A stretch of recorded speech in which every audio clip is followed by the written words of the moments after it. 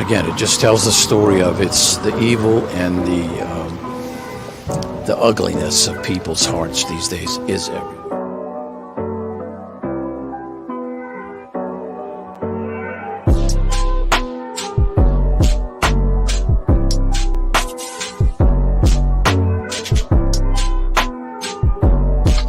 This is Franky Rose's Think Tank.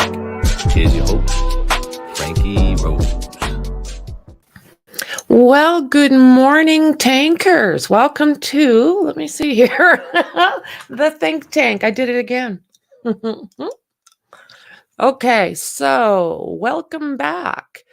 We are going to take a look at something that Nina, who is Chris Proudfoot's ex, what she put out on T-Rev's channel. He is in the description.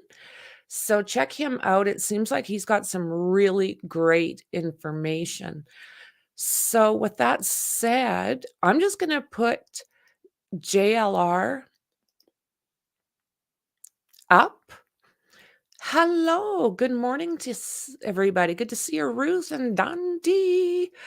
This is very interesting. I just finished watching it live, and she definitely has her own story to tell. It's gives a different view as to what could possibly have been going on in that household. So let's just check this out. It's a couple hours long and full of information. Good morning, good morning, good morning. Good morning, everyone. Come on in. JLR Investigates. The search for Sebastian Wayne Drake Rogers continues. We are at 3/30/2024. He has still not been found. It's been almost 5 weeks now. Where is this 15-year-old child? A child just doesn't vanish. Now we're gonna play an interview, right? Trev Time, wonderful individual out there looking for Sebastian. He had an exclusive interview with Nina, which is the ex-wife of Chris Proudfoot. We want to know about Chris Proudfoot and his history and the way he treats people in his household. And I just talked to Trev Time, and I said, do you mind if I share your interview you had with Nina? He said, go ahead, absolutely. Because we have a big platform on JLR Investigates, and I think it's very important to amplify what Nina says about Chris. It's shocking to the core what you're about to hear. And she describes in details the relationship she had with Chris. Now, this is Chris's ex-wife. This is the current individual Chris is involved with litigation in New Mexico in reference to a child they have together, Faith. She says Faith. And this is, you have to listen to this because it's bad, folks. And not only is it bad regarding Chris Proudfoot, but Nina spills the tea and draws also Chris Proudfoot's parents, stepdad, involved with this. And I feel she's brave to, I went on Trev Time, went in his comments and said, Nina's absolutely brave for this. And we do appreciate her for coming out speaking about this because it sheds light. It gives an understanding. It gives another person's perspective about Chris Proudfoot. Sebastian is still missing. Chris was Sebastian's biological father, or not biological, stepfather. Katie Proudfoot, last person to see Sebastian. But we're going to play this interview. If you've seen it, you've seen it. If you haven't, you haven't. Listen to her words. So get a cup of coffee, get some breakfast. We're going to use this platform to bring awareness to what happened in that household between Nina, Chris Proudfoot's ex-wife, and Chris Proudfoot. So that's rock and roll.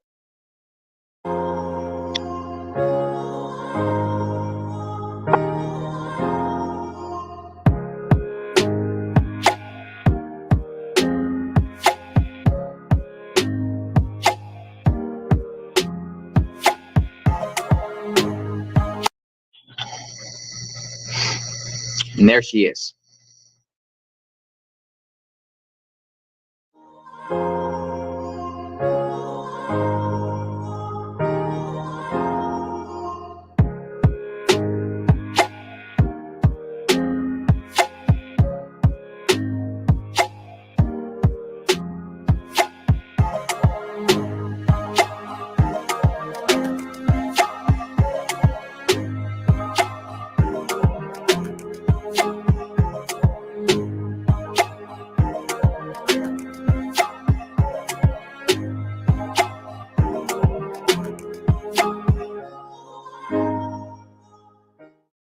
Hello, guys. Welcome to Trap Time. Thank you for being here. If you're watching this, this is on a premiere, so feel free to chat below when you are seeing this. We do have a special guest who I'm going to bring up, who is going to tell her story. This is Nina. Nina, thank you for coming on the show today. Thank you for having me, Trevor. Absolutely. You want to tell everybody who you are and just kind of get started? Absolutely. So my name is Nina Gomez, as a lot of you know. I am Faith Proudfoot's mother. Christopher Proudfoot is Faith's father, biologically. And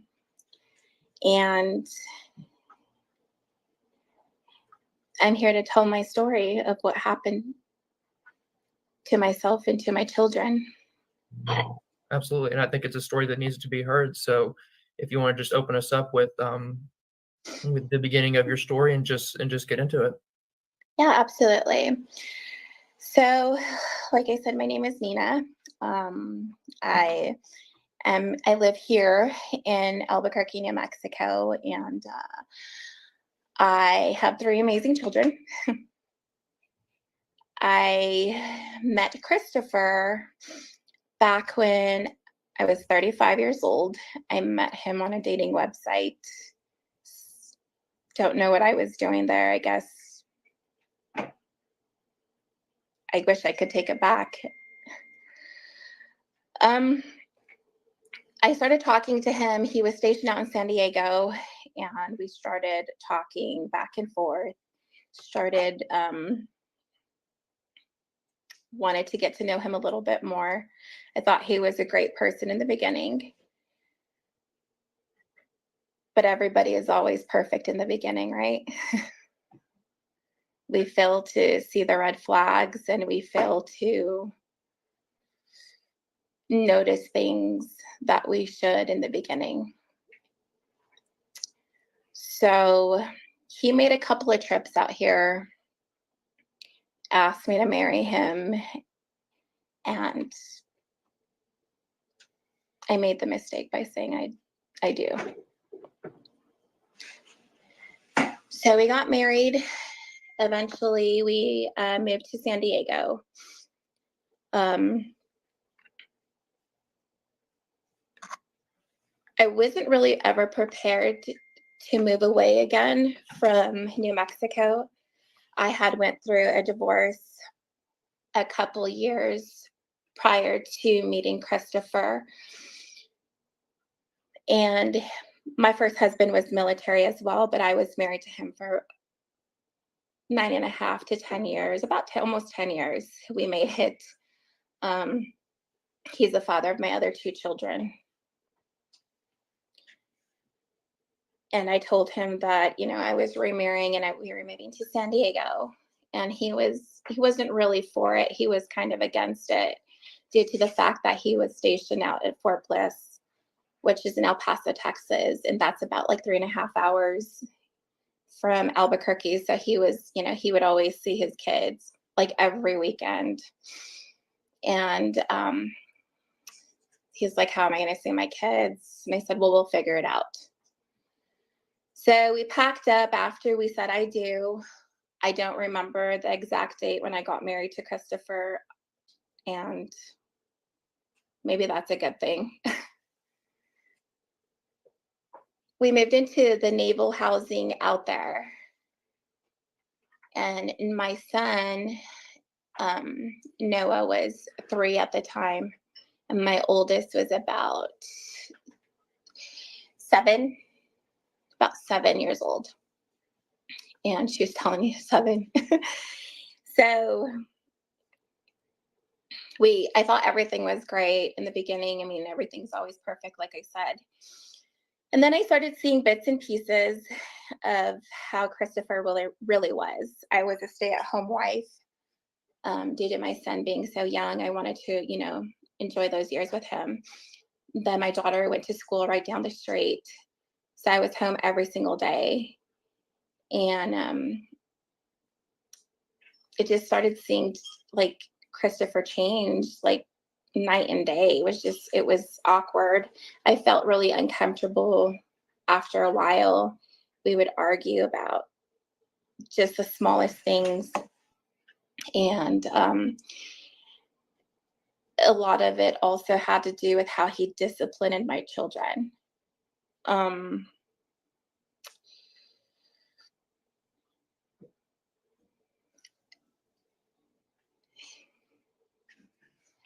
very protective over my kids.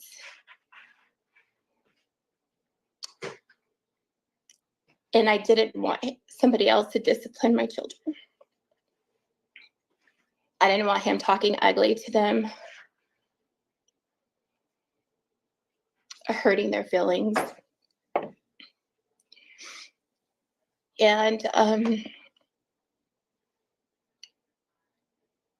I remember one point in time where Christopher spanked my son really hard, and I got very upset with him, and I said, you can't do that to my son. I said, he's 3, he's a baby still. Like, you can't just do whatever you want. I mean,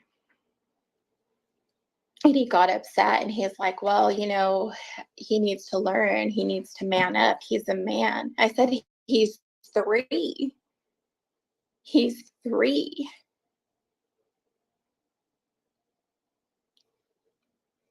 And as time went on, like, I could see him getting more aggressive and more aggressive. And I stood up for my kids all the time. I didn't like how he, like I said, how he talked to them, how he wanted them to stand in the corner all the time. And I didn't like that. So I stayed a little bit longer. I ended up eventually getting pregnant with Faith. And it was probably, I want to say, maybe early September that I found out that I was pregnant with Faith. And I remember telling him that I was pregnant, and he wasn't happy about it.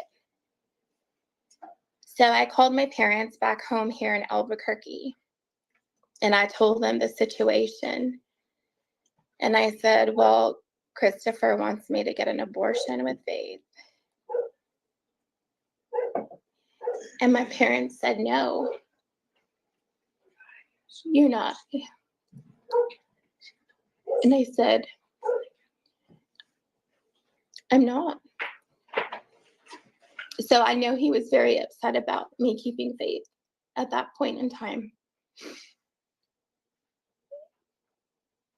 So I came home. My grandma had gotten very sick, and I decided to come home. And after that, I just kind of stayed here in New Mexico, because at that time we weren't getting along, and we were just like newlyweds, and that should have never happened. But I saw things, like I said, that were just, it wasn't right about him. So I moved home, and I did my whole pregnancy by myself. And so I finally, my friends back there in California, my neighbors right across the street, were actually calling me. I had one good friend, which is still a really good friend of mine to this day. She called me and said, you know, Nina, you know, Christopher's getting rid of your furniture and getting rid of your stuff. And I was like, what? And I was like, what do you mean? He's like, yeah, like he's giving away like your little, you know, your home decor stuff. Like, he's giving away beds. And I was like, no way. So, and this was about Easter time. So I had went out there. I made a special trip. I asked my mom to go with me, and Isabella and Noah, they went with me. And I was still pregnant with Faith at the time. So we made it. I didn't tell him that we were going out there. So I kind of, you know, wanted to see myself, because the neighbor also informed me that there was people at the house that shouldn't have been there.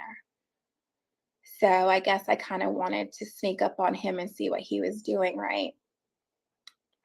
And we pulled up into the driveway, into the driveway, and he was coming out the front door with a bed that he was giving to the neighbor, which was my son's bed. And as soon the look on his face was like a deer in headlights. And he dropped the bed right there in the front yard, went back in the front door, slammed the door and locked it on my kids. And my mom told me at that point, she said, I can't believe he's doing this.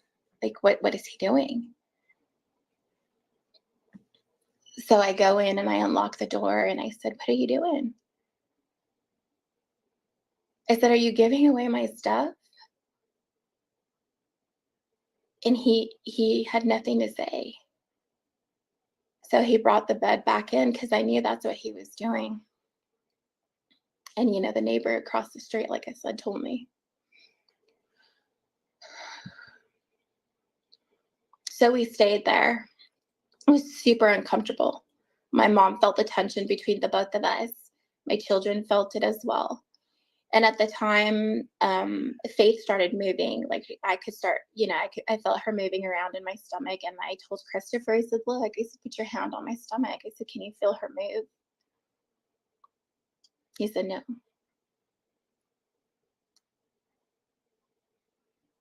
You know, when you're pregnant, you always think that your spouse is going to be super supportive and be super excited that you're pregnant and bringing a life into this world for him, right? But I didn't get that. I didn't get that support that I needed. So we had a conversation my mom brought up between Christopher, myself, and her. And she had said, you know, do you not want Faith? Like, do you not want this baby? And Christopher stated to my mom, he wasn't happy. And he said, what if one of them dies? What if Faith dies or Nina dies on the table or when she's having this baby? Like my mom said, don't talk like that. Like, why are you talking like that? They're still here. So we left again after a couple of days. We came home to Albuquerque. And still, I tried working it out where we were at, but it just wasn't working. I wanted out. And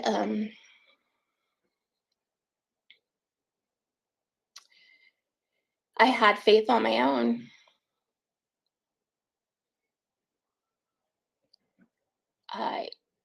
Christopher called the hospital. I told him on June 1st that I got admitted into the hospital.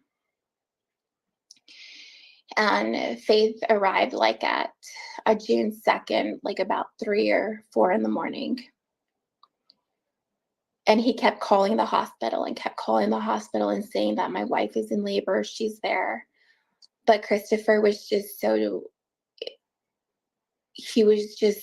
rude and hateful and just, I mean, he wasn't even there. So then he arrived a couple days later after Faith, I had Faith. And he was, the doctors and the nurses there were on high alert due to the fact that they heard Christopher over the phone on how he was being disrespectful to the nurses that were on call that night, as you know, I was waiting to have her. And I asked that they not give him any more information. So he arrived. I had Faith. He arrived a couple days later, like I said. And you could just tell the look on his face, like he wasn't happy at all. Like, didn't say, hey, you did a good job. Didn't say, I'm so happy that you brought my daughter into this world, like nothing. And I remember my sister was holding Faith. And she had to ask Chris, do you want to hold her?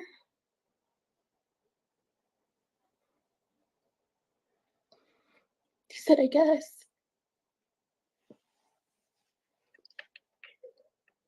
So she handed her over to Chris. And he stayed there with me for a couple more days because I had a C-section. And on one of the occasions,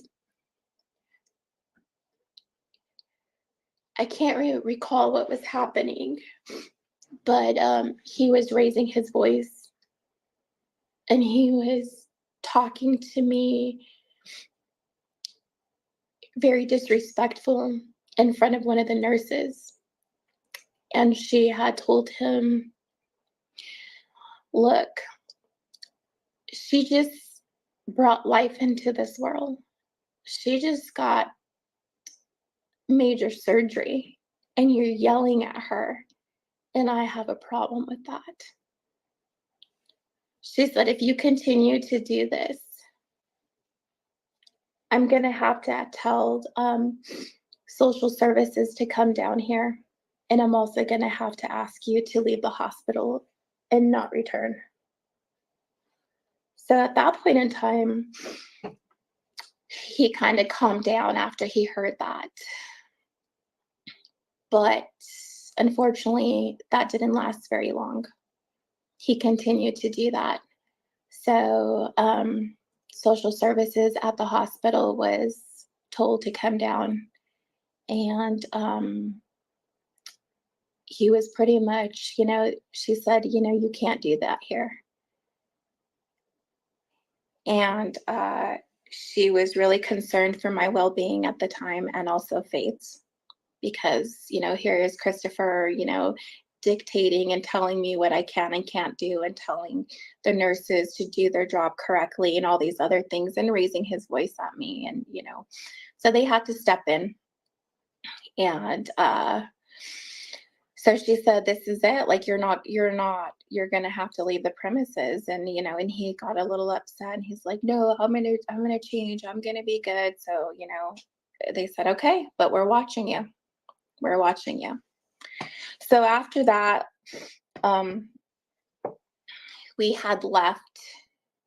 They discharged all of us from the hospital, and he didn't want to stay at my parents' house because my mom and dad live in a trailer, and he doesn't like that. It's a house, right? Still. So he rented a room at Kirtland Air Force Base, and they have like lodging there, which is like a house, old base housing, and we ended up getting one of those. And we stayed there for a while. I remember one night in particular where we all had went out and got something to eat to bring it back to the room. I had went into the restroom, I believe that's where I was at, and Faith was in her car seat, and my oldest daughter was in the living room with my son and Christopher. Well, anyways, I guess I wasn't moving fast enough for Christopher, but the baby started crying. Faith started crying, and she's crying, and I'm trying to get to her as fast as I can. And when she was in the car seat, my oldest daughter at the time witnessed this with my 3-year-old son. When she was in the car seat, he ended up hitting the car seat against the wall. And he's getting upset because she's crying. And then when she was in her car seat, there was a coffee table right there, and he ended up tossing her on the coffee table with the car seat because he was so irate that she was crying. And I said, hey, what's your problem? I said, what are you doing? Like, she's a baby. She's going to cry.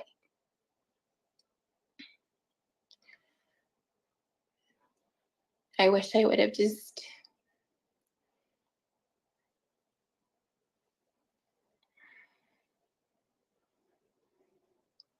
I wish I would have never met him.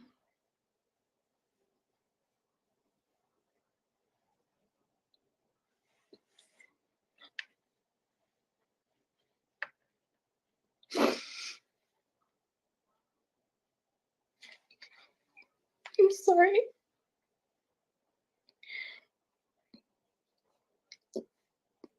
I should have left a long time ago. Because no children ever deserve this. My kids didn't.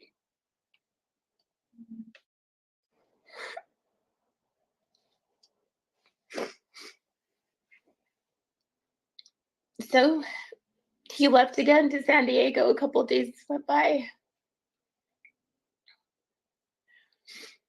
Then all of a sudden he's like, well, you know, why don't you move to Hendersonville? And I was like, why though? You know, in my head, and I knew it was a bad idea. I just knew it. I knew it because our marriage was on the rocks. I wasn't happy. He wasn't a good father figure to my children. I don't know why I said yes. Well, anyways, so let me back up. So before he left back to San Diego, Faith ended up going back into the NICU. She ended up getting jaundice and she went back to the NICU. So she was in the NICU, I want to say for a week to a week and a half. And that was when Kathy, Chris's mother, came out, flew down with her brother, Duran guy, or they call him Big D. They came down and she was in the NICU. And that was when I felt like a plan was made because like I said, our marriages it was on the rocks. And one of my neighbors had told me in San Diego, they had warned me. They had said, Dina, be careful because Christopher is coming up with a plan with his mother. And they're planning on taking the baby away from you. And I was like, what? Like, thinking to myself, it can't be true from somebody that's supposed to love you, right? Like somebody that you're supposed to share your life with. Like, why would he want to take the baby away from me? And she warned me. But I was like, no, why would they do that? So then after Faith got out of the NICU, we were no longer staying in base housing. We were staying at one of the NBC suites down here. Then his mom came up with an idea. She goes, well, since you guys, you know, will be moving to Hendersonville. And I was like, I felt like, okay, well, maybe. And he's like, well, you'll get help. You're going to get help from my family. And, you know, but I was already getting help here from my parents, you know, with my other two children that they helped me raise. So that I went along with it. Like I said earlier, even though I knew it was wrong to go, I still went hoping that my marriage would work out. So she ended up taking Faith, although I was against it. Kathy Bowers-Hawks and her brother Duran ended up taking Faith. And my mom and dad were like, my mom started crying and she goes, why are you letting them take the baby? And I said, because Christopher said that it's going to be too hard for her to travel, you know, to travel. And I'm sorry. They went back. So Kathy and Big D went back to Tennessee. So 2 weeks later, about 3 weeks, maybe 3 weeks later, Kathy ended up coming back by herself. I do apologize. She came back by herself to pick up Faith. She was here in Albuquerque for one night, and I was, even though I was against it, I let her go with Kathy because Christopher said it was going to be too hard to travel with her being a new baby. So he came out from San Diego, rented a U-Haul, packed all our stuff, and we pretty much left. And that's how I ended up in Hendersonville, Tennessee.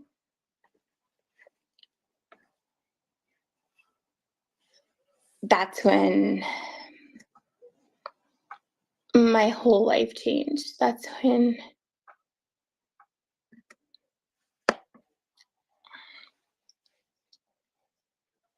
my nightmare happened. We lived with his mother and his stepfather, Terry, for about a good month because our apartment wasn't going to be ready until the end of August, about the end of August. So it was really uncomfortable living there. You know, Terry and Kathy would always bicker at each other, and she'd be bickering with Christopher, and, you know, my kids were a problem, an issue. It was always something. I felt really uncomfortable, and I wanted to come home. I just wanted to come home to everything that I knew. I wanted my mom and my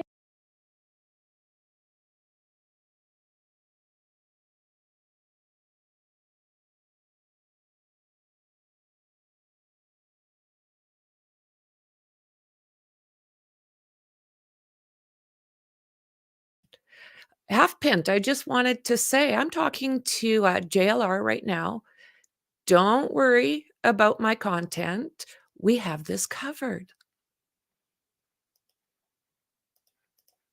dad, even though I was a grown woman, I needed that. So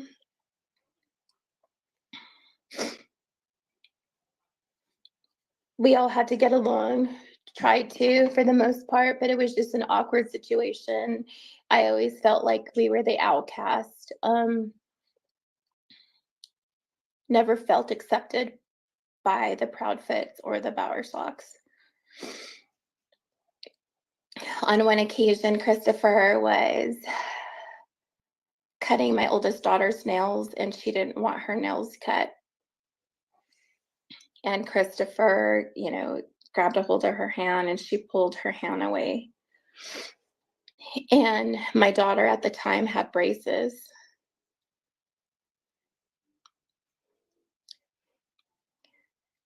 He backhand Isabel in the face and busted her whole lip open.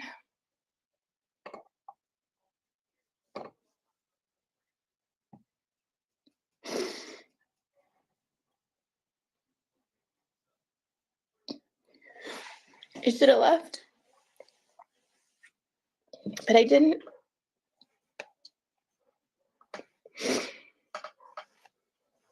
And I was like, oh my God, like I can't be here. I don't want to be here anymore. So I would come up with every excuse just to come home, but yet, you know, I couldn't come home. So finally we went and we moved into the apartment.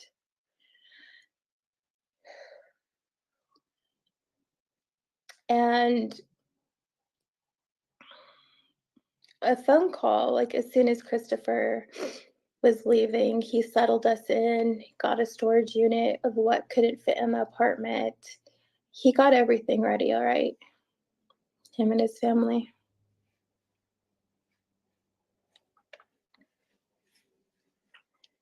As soon as he knew that we were comfortable, he left back to San Diego. But the night prior to him leaving, he had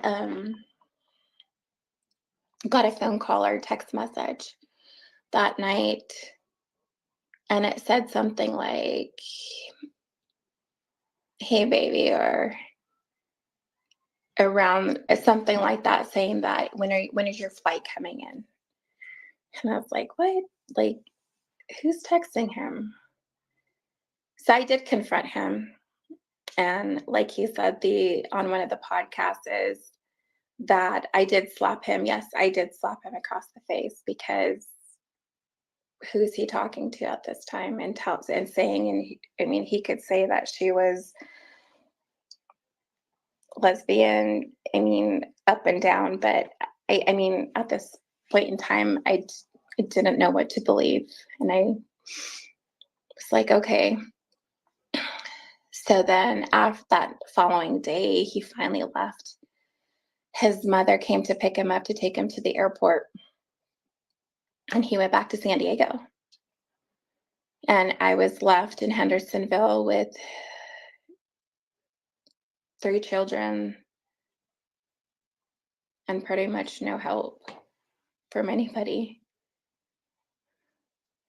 So I have found a job. I had a job, and Kathy helped once in a while. And I needed to find a babysitter. So his biological father, Michael, and his stepmother, Linda, at that point in time offered their services and said that, they can take care of my 2 older children. And Kathy didn't want Faith going over to Michael's house. So she took care of her. And at that point in time, Christopher, we were still communicating. And like I said, our marriage was on the rocks. So my oldest daughter had gotten sick, and she has upper respiratory issues. So I took her to the emergency room in Hendersonville, and that's when Hendersonville transferred her to Vanderbilt. Is that what I believe that hospital's name is?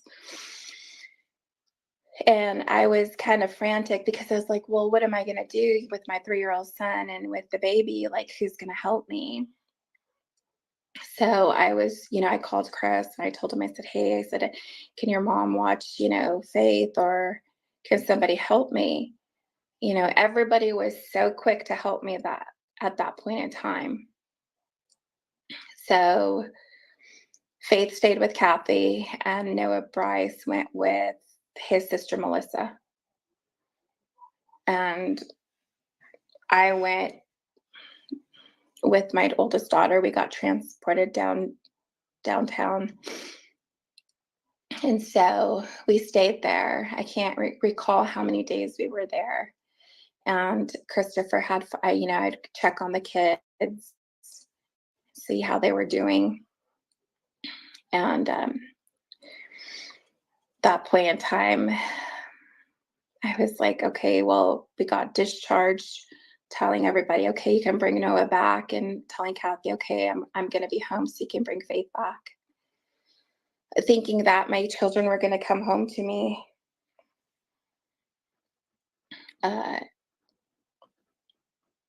I get back to the apartment complex, and I pulled into the parking lot, and I see Melissa just pulled in right next to me. It seems like they were already there waiting for me to get there. And then she said, I can't stay. I would love to stay, but I can't stay because I don't know what they were doing. And she does, my son gets out of her van, and then we walk inside, and I was waiting, for Faith to get there. And we weren't there but less than maybe 5 minutes. And I hear a knock at the door. And I was like, oh, great, Faith is home.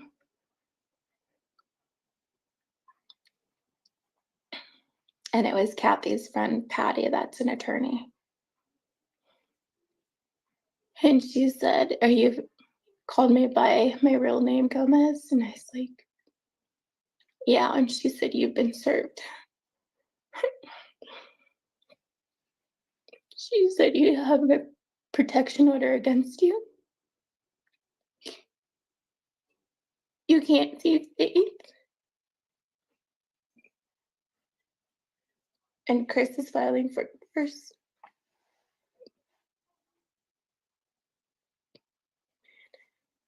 And I was like, what?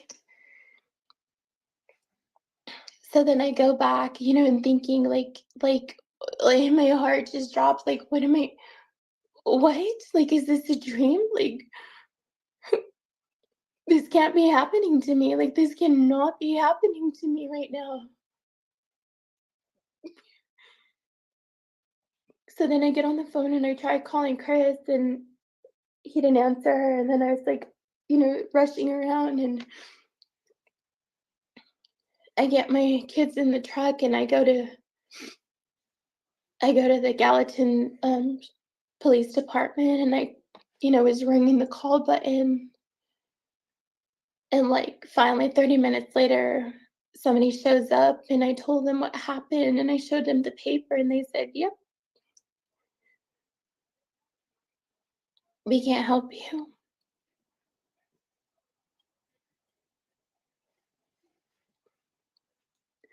All I can think about is my baby. Like, how am I gonna get my baby back?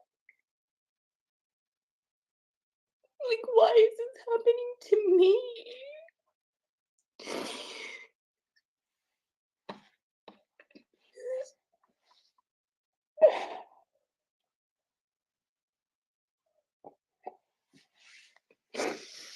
So I go to Kathy's house and I knock on the door. And I remember I had Christopher's stepmom, Linda, on the phone with me. She was on speakerphone, and I told her what was going on. Little did I know everybody was in on this. And Terry answered the door, which is Chris's stepfather. And he told me that I need to get off of his fucking property. And here little Noah, who's 3 years old, and my Isabella is 7. And they're standing behind me. And I said, "Please tell me what's going on." I said, "Where's Faith?" I said, "Please give me my baby back." And he told me, "Get off my fucking property." And he took out a green and black baseball bat.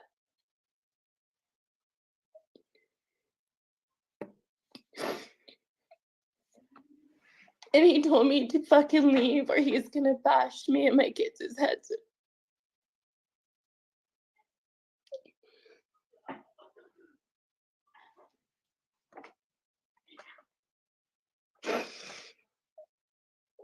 So me and my kids walked out to my truck and we got back in it. And I was like, "Oh my God, what do I do? This is a nightmare. What am I gonna do?" And Chris was inside of the house with the baby. I saw his shadow. And they lied for him and they said that he was in California and he really wasn't.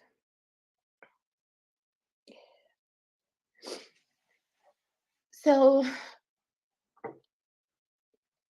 we go back to the apartment and I'm trying to gather all my thoughts together. I'm trying to keep as calm as I can for my other 2 children, but all I could do is just cry and just think, like, what is my next move? What am I gonna do now?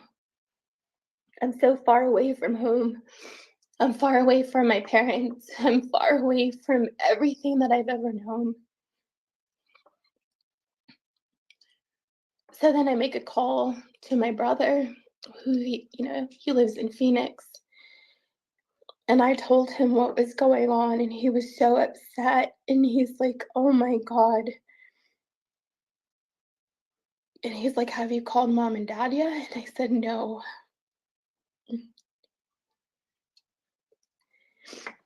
And he told me himself that day, he said,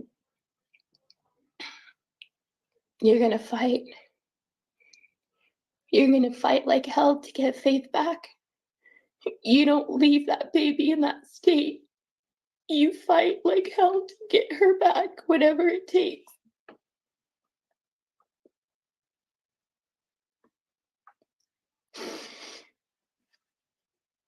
And that's what I did. I called my mom and dad, and it had to have been after midnight here, so about like 1 something our time there. My dad answered the phone And I couldn't talk. All I could do is cry. I couldn't get the words out. And finally he said, calm down. Please calm down and tell me what happened. And I told him, I said, Daddy, they took my baby.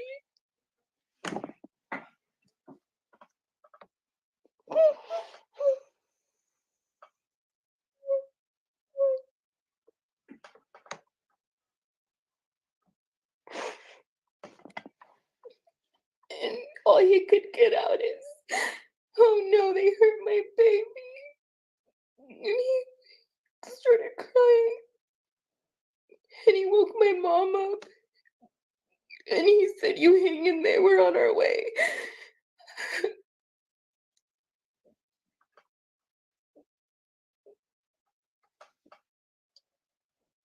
So every single day,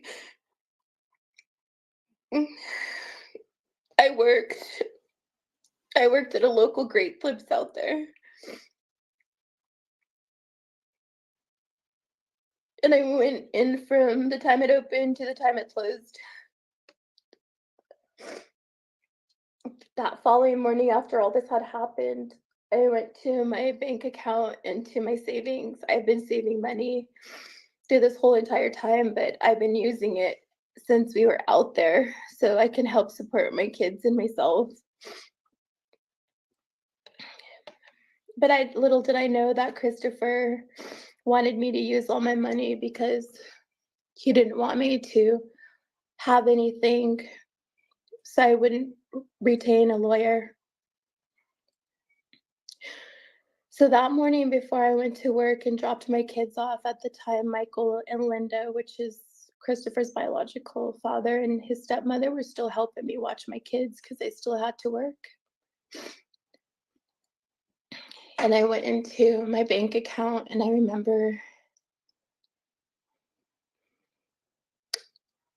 I only had $1,100 in there.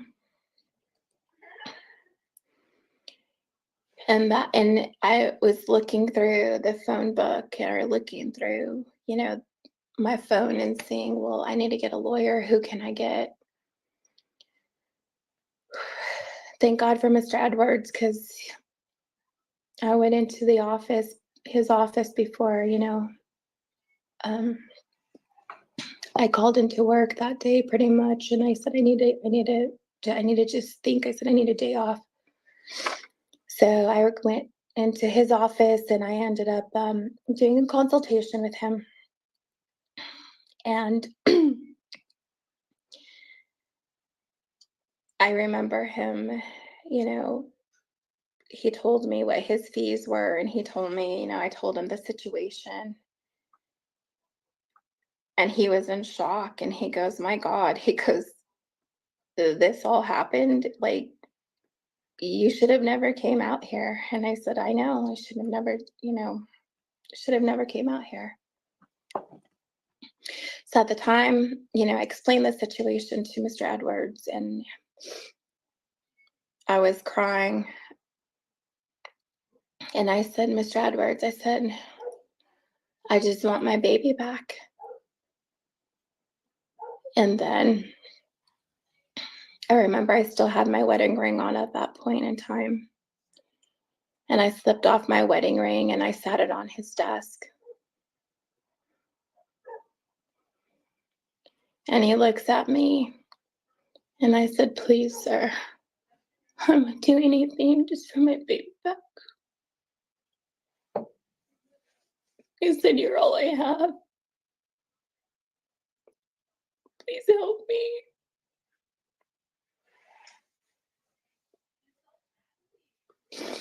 I remember he took out his little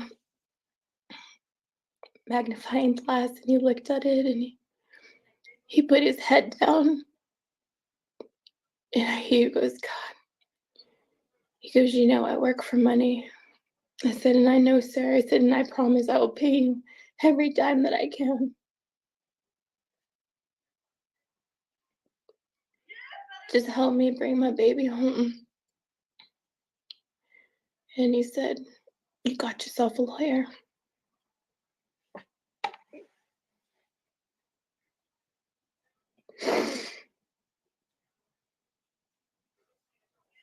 and he fought. He fought like hell for Faith.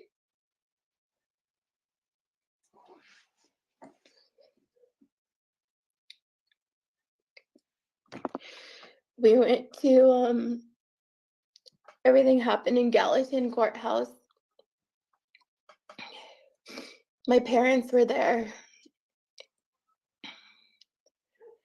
We went to the first trial, and I remember walking in the courthouse and my stomach was turning.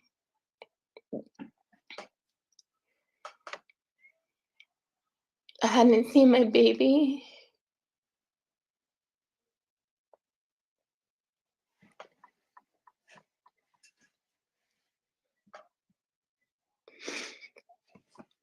And they had my baby there.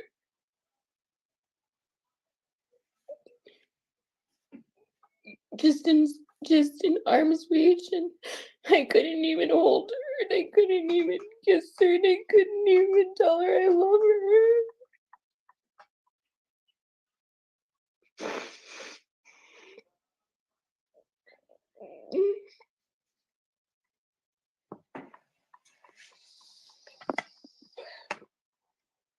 So we went to trial. I don't know what you want to call it, a trial, a hearing. I think I was just so oblivious to everything at that point because I was so heartbroken that my baby was gone.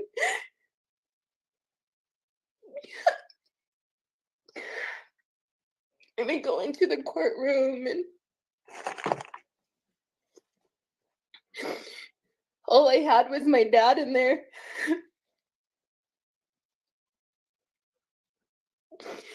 And their side,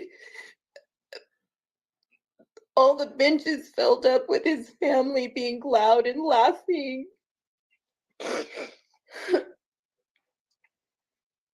And it was just my daddy and me, and Mr. Edward.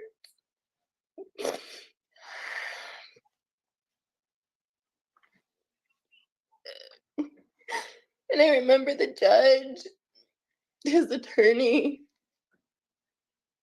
just everybody in there. All the hurtful things that they put on black and white about me. Just the eyes glaring at me and making it seem like I was a bad person.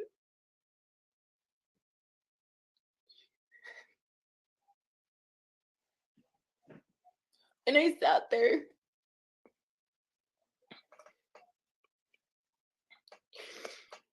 And he asked me a couple of questions, and I answered. One of them was, "Why did you move out here, Miss Proudfoot?" I said, "Your Honor, to try to make my marriage work," said, in which it didn't. I said, "I made a mistake by coming out here. I made a mistake by trusting somebody.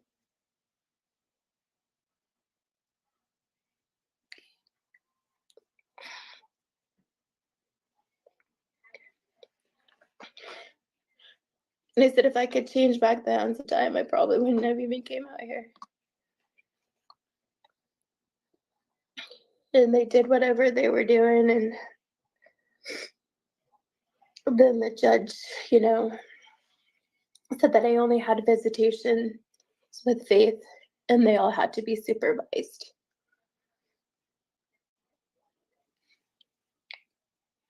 So then the supervised visitations started happening, and we would visit Faith. And I remember one visitation that had happened at a park. I can't recall the park's name, but there was a duck pond and really nice playground for the kids. And I remember Kathy showing up with Faith. And We all sat there, got Faith out of the car seat. I was loving on her and kissing her and telling her how much I love her, how much we missed her.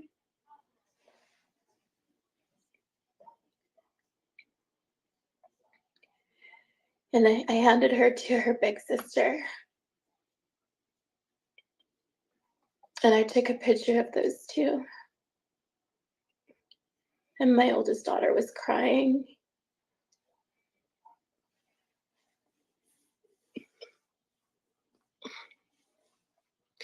We only had about, I believe it was between 20 and 30 minutes of visitation with Faith once a week, if I'm right.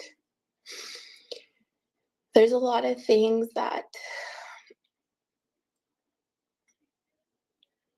after so many years, it's hard. Like, I would just remember like the big things that happened, and that was one of them. It was between 20 and 30 minutes. And my son was there. And then Kathy got her ready to leave.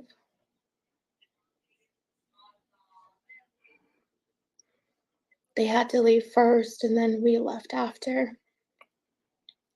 I remember holding my son and my daughter's hand, and we're walking back to my vehicle. And my son started crying. And I started crying, and then my daughter started crying. And he said, "Mama, I'm gonna run super fast, Mama. I'm gonna go grab Faith, and you meet me on the other side of the park, Mama. I'm gonna run so fast, and then you drive off, Mama."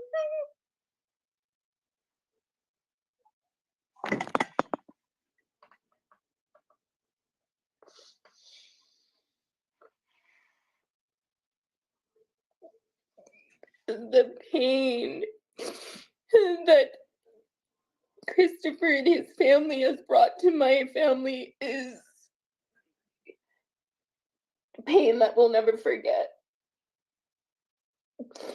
Pain that we live with every single day of our lives. And I remember that very clear.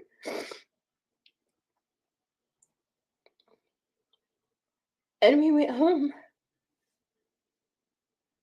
We had another trial a couple weeks later.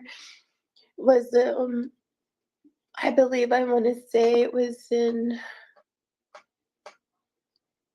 maybe November, either in October or November. I can't recall the date. But at that trial,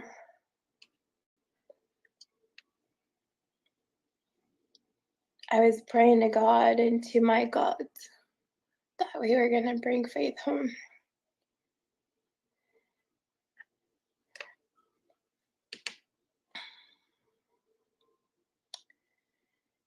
And we went to that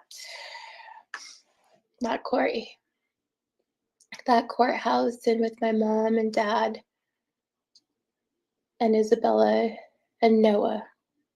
At this point in time, my mom was going to testify against Christopher. My daughter was going to testify against Christopher. And they had said, his lawyer at the time had said, don't let her daughter testify. And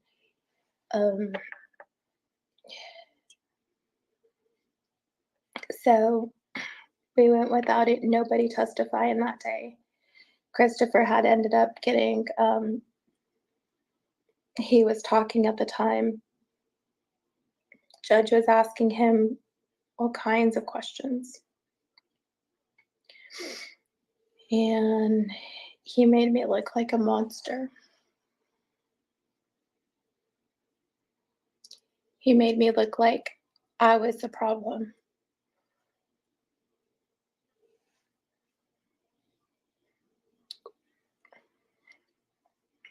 He made me feel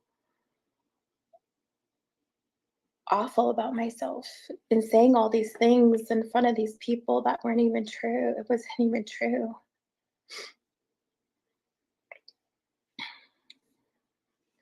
And then it came to my attorney talking.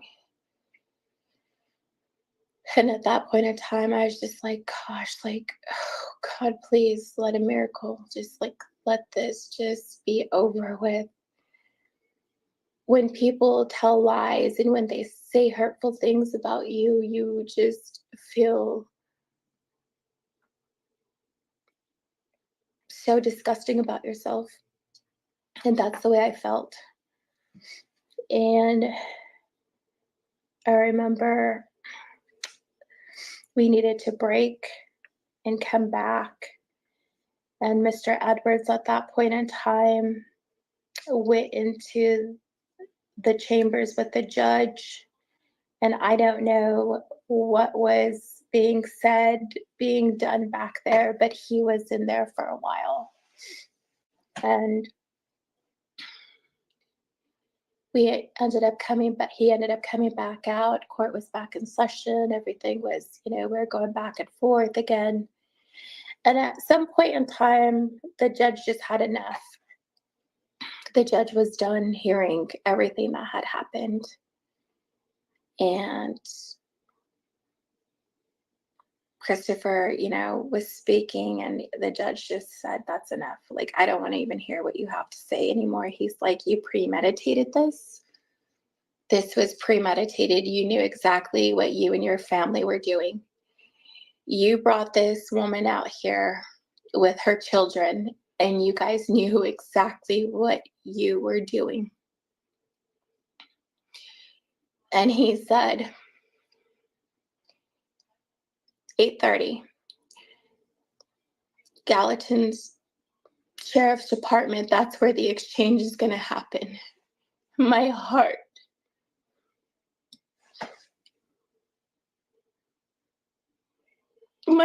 just dropped, like, and my attorney looks at me and he said,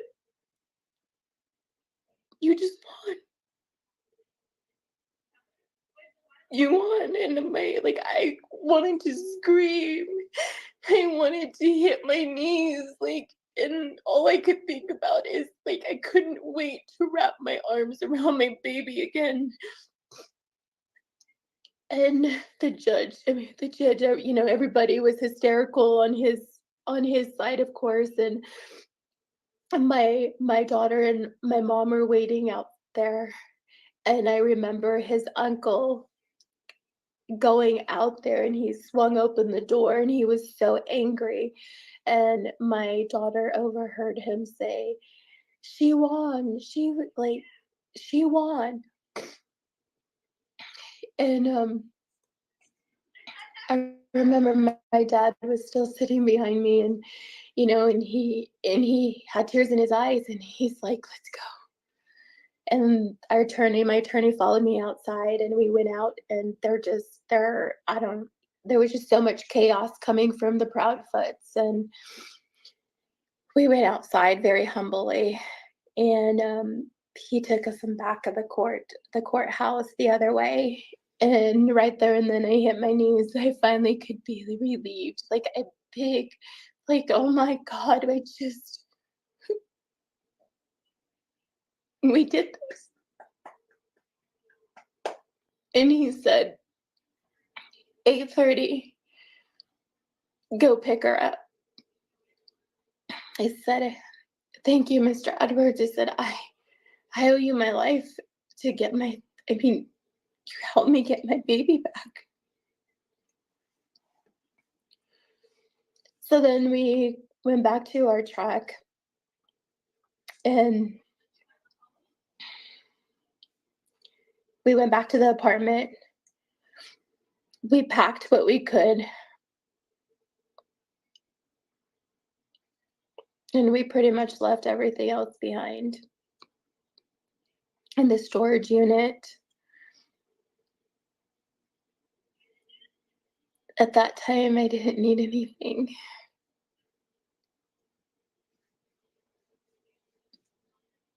because I had everything I've ever wanted.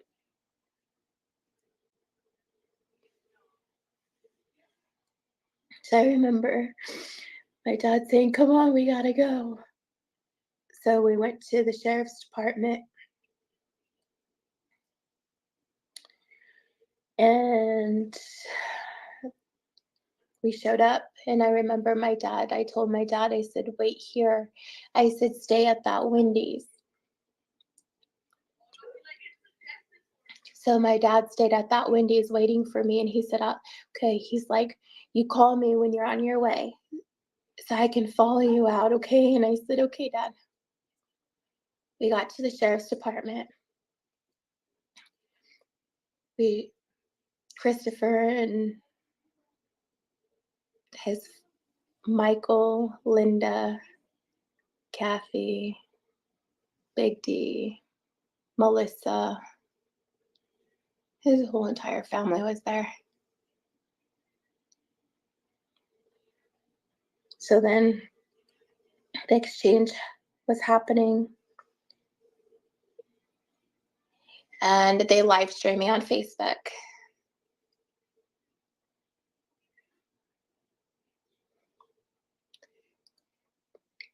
They said, "I can't believe the judge awarded her custody."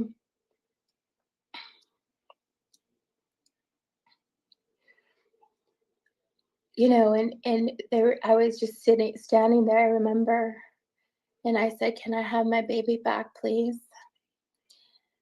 And I remember his mother had her phone in her hand, or his mother, yes, and she had a brown paper sack full of diapers and a dirty bottle.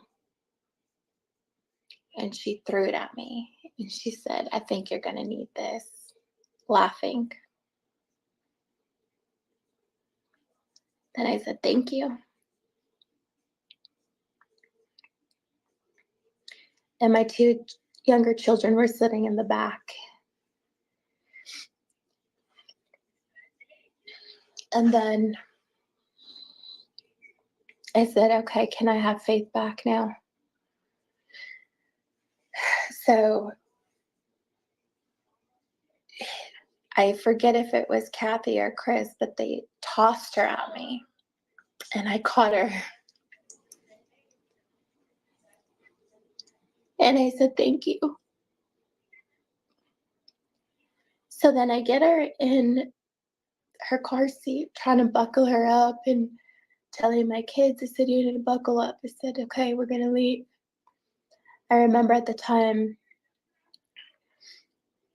my front door had opened at that time, and Christopher got inside of my driver's seat of my truck. And everybody was still filming, live streaming me on Facebook. And Melissa Proudfoot had said, "Why don't you put it in reverse and drive over her?"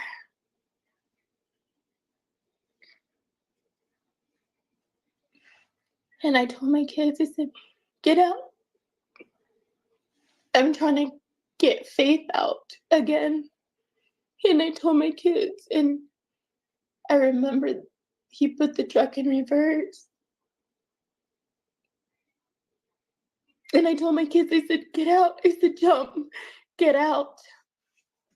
And I remember them getting out as fast as they could.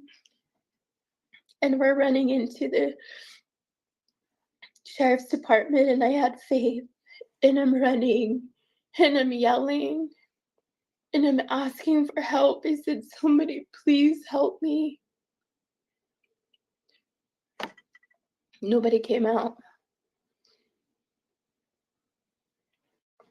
And then finally, he came in, Christopher, behind me.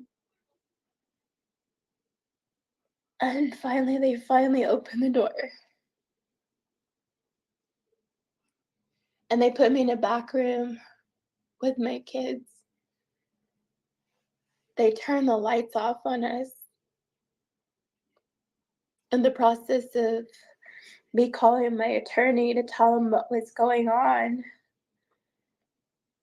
Kathy disconnected my cell phone.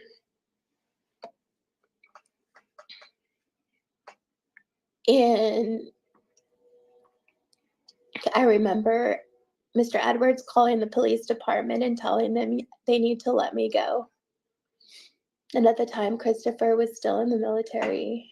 And Mr. Edwards, I remember them telling him, you know, she needs to go because this could possibly cause Mr. Proudfoot his career.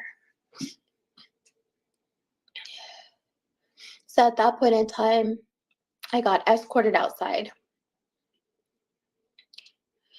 by a couple of sheriffs that were there. They seemed like they knew each other, all of them, the Proudfoots. And I remember Christopher had asked one of the sheriffs if he could say goodbye to Faith, and I said, absolutely not. So I remember getting in my truck after I got the kids in, and I called my dad and I told him what happened. He was so mad. He goes, he was lucky I wasn't there. I'd have knocked the shit out of him. He said. So I said, all right, Dad, I'm coming.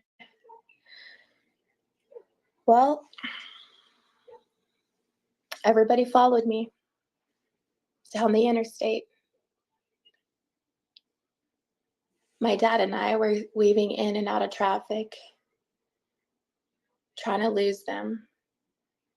The whole family were following me and Dad about 80, 90 miles an hour. We were going down the interstate just to get away from them.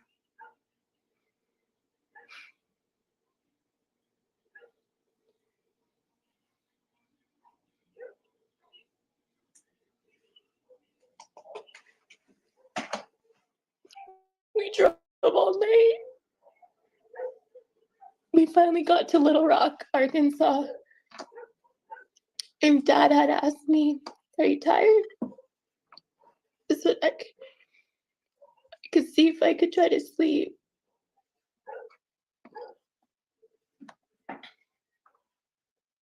We couldn't sleep. So then we drove all the way home. We were all scared. We didn't know what was gonna happen. We drove. The relief that I had just to see, I've never felt so relieved to see that New Mexico. Welcome to New Mexico sign. I was finally home.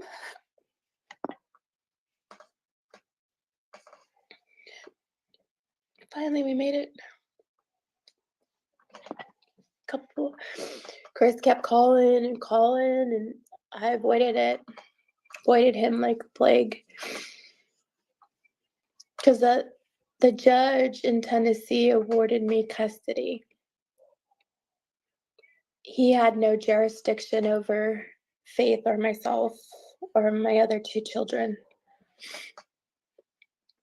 And at the time of all this, they brought CPS involved in that case over there. So we get home here, not even a couple days goes by. He ended up calling CPS on us here. And using CPS against me every chance that he got. Showing up to my kids at school. Scaring my kids. Just like he did in Tennessee. So I filed for divorce here, which I should have filed on tribal land at the time, because I wouldn't be going through this. So the divorce happened, but it dragged on and on and on because Christopher made a big deal about absolutely everything. I had to ask for permission to leave Bernalillo County. I had to tell him what I was doing, and if I left New Mexico, he had to know. I am part Native American, so our reservation is probably about 4 to 5 hours from Albuquerque, and at the time, my grandmother was still alive. So we would go out there to see her, and he really never wanted me to take Faith out there. And on top of that, he really never wanted Faith to be Native American. Christopher knew that I was Mexican American and also Native American, but he hated the fact that, and he still hates the fact that Faith is part Native American. So just everything, he would take me back to court for just everything. It wasn't a good divorce. And the parenting plans, it had to be his way or nobody's way. He had to have the last word, and this is what he wanted, and his attorney made sure that's exactly what he got. A lot of times I gave in because I wanted it to be over. I didn't want to have to or have somebody dictate what I can and can't do. I mean, I've been a mother for an X amount of years at this time, and it wasn't like, I'm new to all this. But everything had always had to have been Christopher's way. And even though I gave him what he wanted, it was something different. Oh, Faith can't wear leggings, or, just the stupidest things, or, it was dumb. I can't even recall how many hearings I went to with Christopher. It's been horrible. So at this point in time, I didn't really agree to the parenting plan. I didn't like it, but I signed it anyways, just because I wanted it to be over with. The divorce was finally final. And he was still stationed, I believe, in San Diego at this point in time. He was, if I'm correct, he was already living with Katie when we were still married. We were going through the divorce, but he had moved in with her.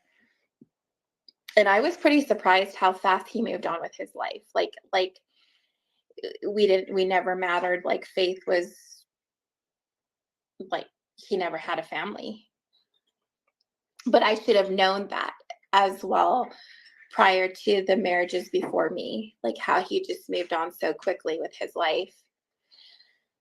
So he would take Faith out there when she was little, like for 2 weeks or a week, and Katie and them would be living the family life. I at the time did not know Sebastian or Katie. I would just see Katie through FaceTime, where she would be doing something in the background. And I would ask Christopher, like, I would tell him, I can't believe you've moved on with your life so quick. Like who does that? Well, back and forth we would be going, with Faith. And I finally moved on with my life. But Christopher had made a statement the other night on one of the the interviews, the podcasts that he was doing. And I didn't like the way he said this, you know, how he didn't, he called Nina moved in with a man. Like, he knows this person's name. And he deserves to be called his name, not the man. And remind you, I've known Wayne for over 3.5 years. He was my client before we even got exclusive, like being in a relationship, before we even moved in together. He knew I had children. I mean, just so for him to sit there and say that, he basically made it sound like he didn't know this person. He does. So here we are. Faith is 6. I'm still living in this nightmare that he's created.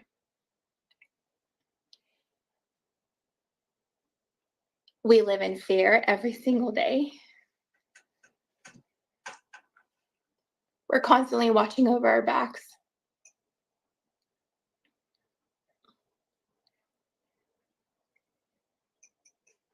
My kids don't even know what a normal childhood should feel like, because they were exposed to all this at a very young age. The awful things that other people could do.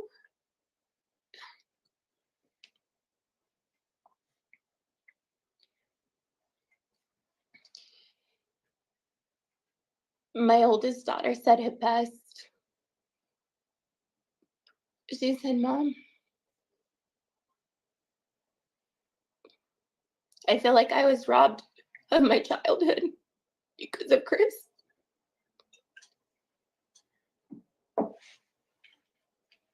Because of everything that he's done. I've had to grow up so quick to protect my siblings. And you protecting us and always living in fear. Being called to the office and wondering if Child Protective Services was there.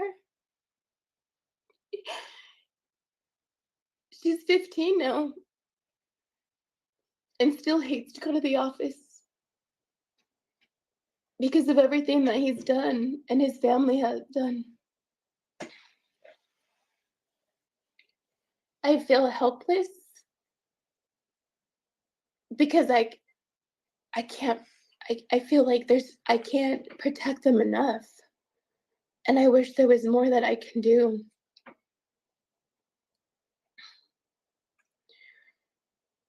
We're still living in this nightmare. We're still going to court. He still complains about everything when it's not his way. In the beginning, there was CPS called. He used Child Protective Service on me because of the divorce, to get my children taken away from me. He has a friend that works at Albuquerque Police Department as well. That I don't know if he still keeps in contact with him. I believe so.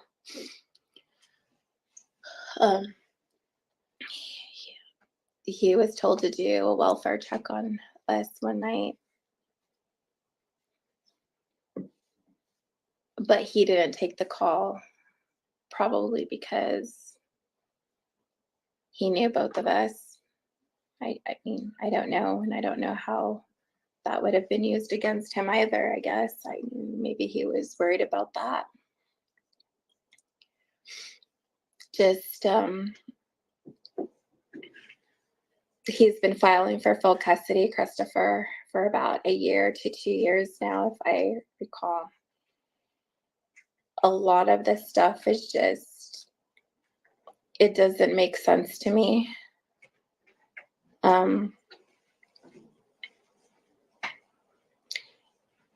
he's made a mess. He tells people that I am unstable, that I need a psychiatric evaluation, that I'm, that I'm pretty much crazy.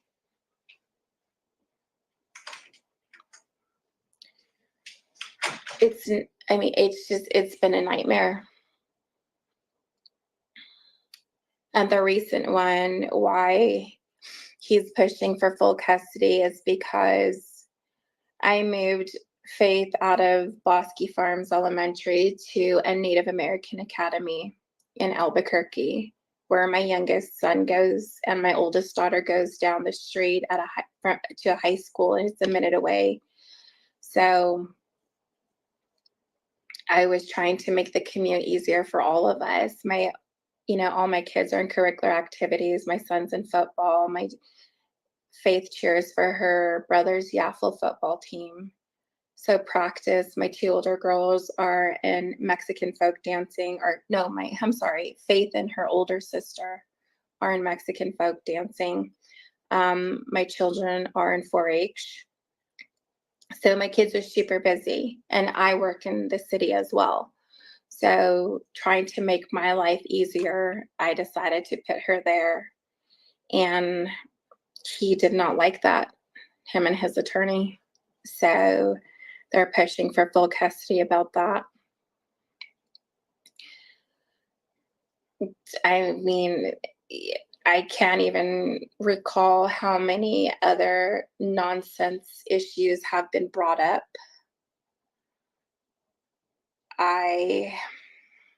My children, myself, I'm over it. I'm tired. This has worn my whole entire family down, my children, myself. This is like the first thing I think of when I wake up, and the last thing I think about when I go to sleep.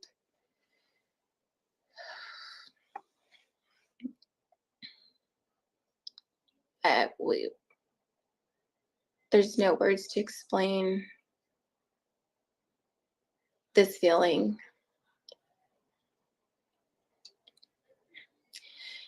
And on top of that, we were supposed to go to trial March 5th, I believe it was.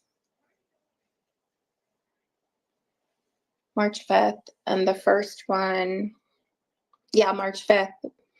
I went to court January 2nd of 2024.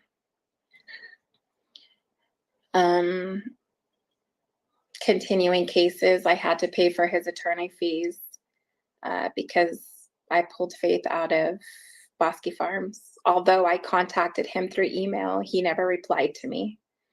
I contacted my lawyer at the time, never replied to me. So what was I supposed to do? I had to do what was in best interest for Faith and everybody else. So I ended up paying the legal fee for Christopher because his lawyer complained about that. So then we went to trial. We got a date for trial. Boy, I was furious when I left my lawyer's office. I feel like I hire all these lawyers that never took the bat for Faith and listened to anything that I have ever said. I've always told people in the past, the people that were working for Faith and myself, the kind of person that Christopher really was. Nobody listened. He's hurt my children. He's hurt my son. He's backhanded my son as well and busted his nose open when he was 3 in the car seat in San Diego. He's did that to my daughter. He's hurt Faith in the car seat, like I said. It's fallen on dead ears. It's coming up on 7 years. Nobody listens to me. Nobody knows the pain that I've went through. Nobody knows that I live in fear.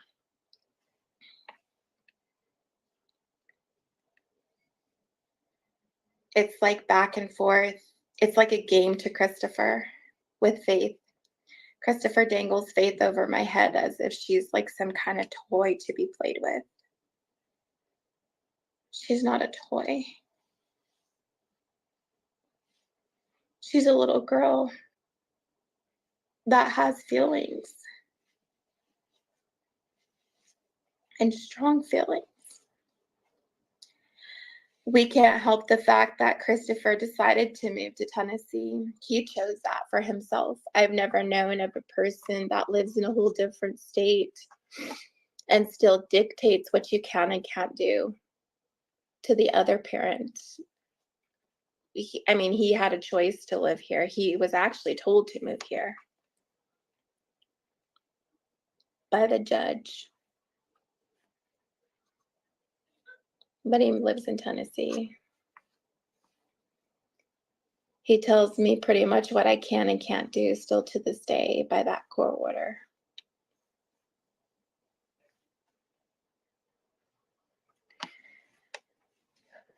So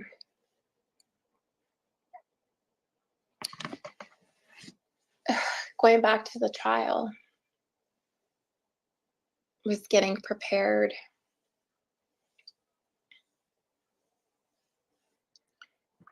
And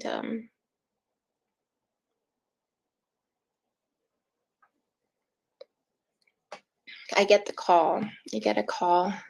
And at this point in time, I'm not talking to Christopher. We don't, I want to make that loud and clear. We do not have a good co-parenting relationship. We don't talk on a regular basis. I refuse to talk to Christopher because everything has to be his way. I don't entertain any of his conversations. In the past, when I used to, and I thought that a relationship between him and I, and we're learning how to co-parent and it's good, it backfired. It kicked me in my ass. Everything that I told, he used against me in court all the time. Every single thing. So I had to learn not to trust him. I've had to, I don't talk to him. So for him to say on some of his podcasts is that we have good, parenting skills, or we don't know how to talk to each other. I refuse to communicate with this man. So he calls me that Wednesday, and he's like, and I was like, oh great, he's calling. So I just went straight to voicemail. And then he had said 911, call me. So then I was like, well, it must be emergency, so let me call him. I called him and I said, what's up, Chris? And he was like, he's like, Nina, I gotta tell you something. And I was like, and in my mind, I'm thinking, okay, he's gonna tell me that the trial, we're not gonna go to trial, that everything is gonna be done with, and we don't need to worry, and we can, we don't need to do all this stuff. That's what I'm thinking. And then he tells me, I gotta be open and honest with you. And then he pauses like for 6 or 7 seconds, and I'm like, well, I was like, what? What do you have to tell me? So then at that point in time, he tells me that Sebastian went missing. And I was speechless.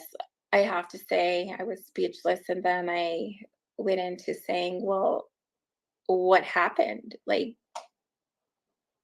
how did he go missing? Like, what happened? And he said, well, he went missing between 12:30 and 6 a.m. And I'm like, it's thinking to myself, and then, like, that's crazy. And I said, don't you have security cameras, Christopher? I said, you mean you have security cameras in your house? I mean, don't you? And he paused. He didn't say anything. So then I said, what happened to your dogs? I said, don't your dogs? I said, you have those Yorkies or, and I said, every time that I call Faith, I said, they're barking.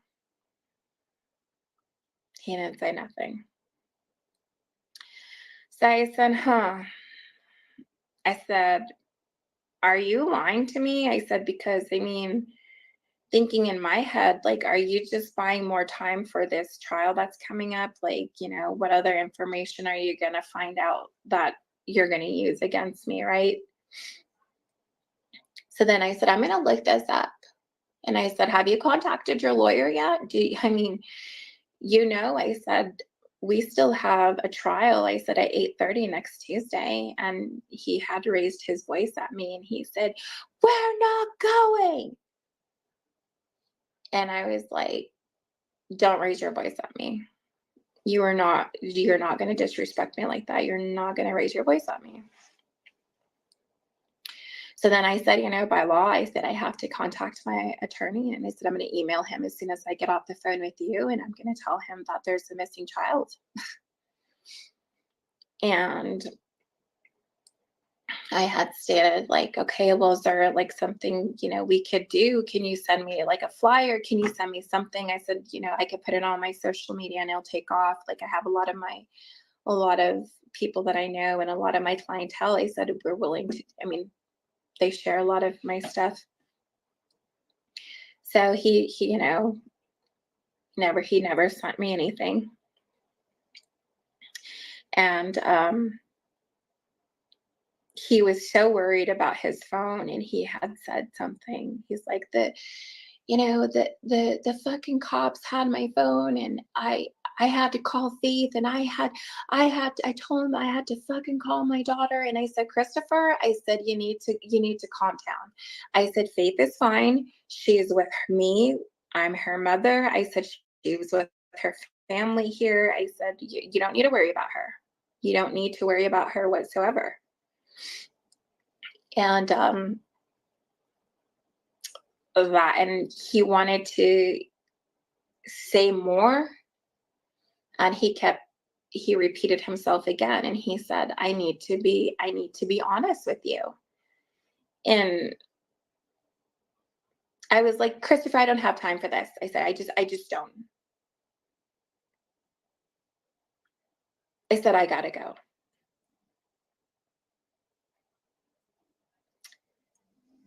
And that was it, the conversation that I had with him.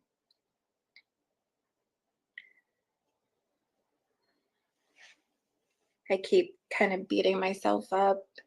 Maybe I should have stayed on the phone a little bit longer. Maybe I should have let him talk. But with the experiences that I've had with Christopher in the past, I just couldn't trust him. So then I contacted my attorney the next day and I told him what was going on with Sebastian. I mean,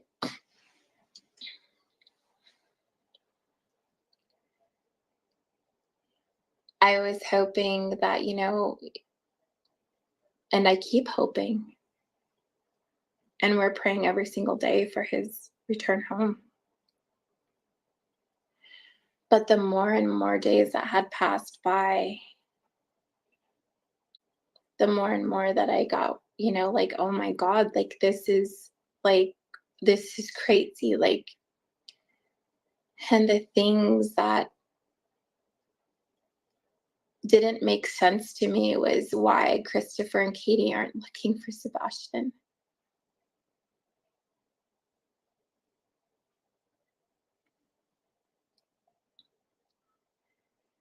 I don't know, but I know if I might be one of my babies went missing, I'd be out there searching night and day.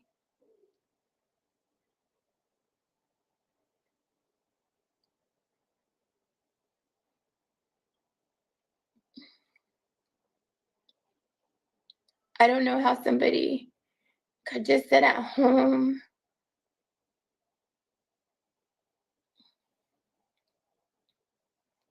and just wait for your baby to return.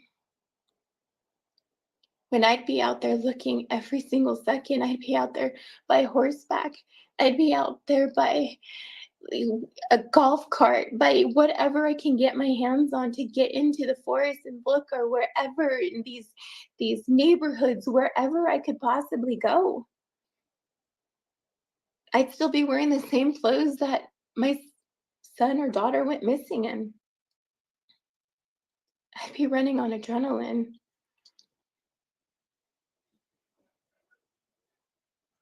All I could think about is the time that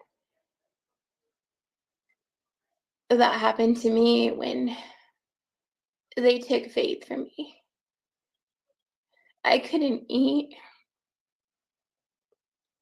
I couldn't sleep. I couldn't even drink water. I lost so much weight. And I knew where my baby was at.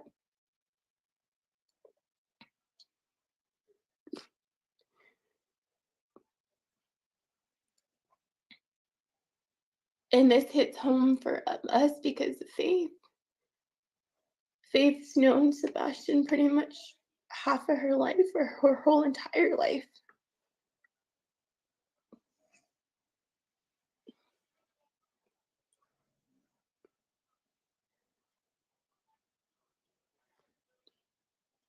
I feel for Seth. I feel for his family, the Rogers family. I'm in shock. I can't believe this has happened. You know, and Faith asks me, and she talks about Sebastian,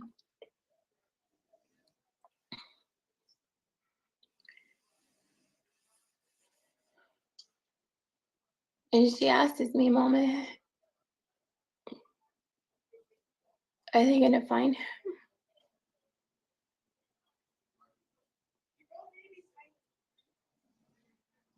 And I tell her, yeah.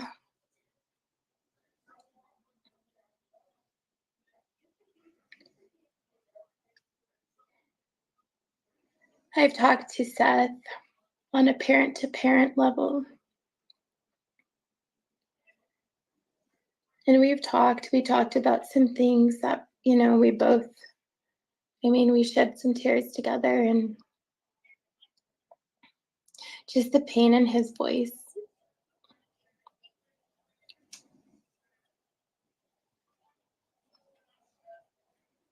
It hurts.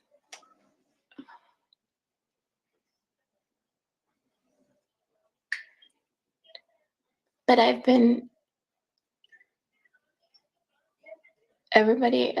feel like people now want to listen to me.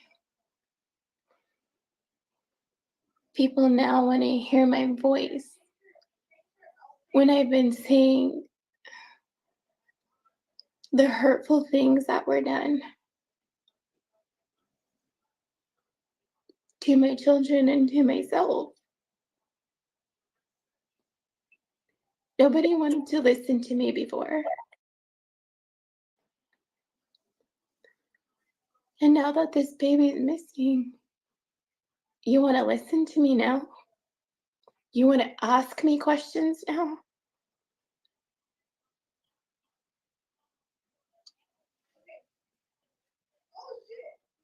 Like I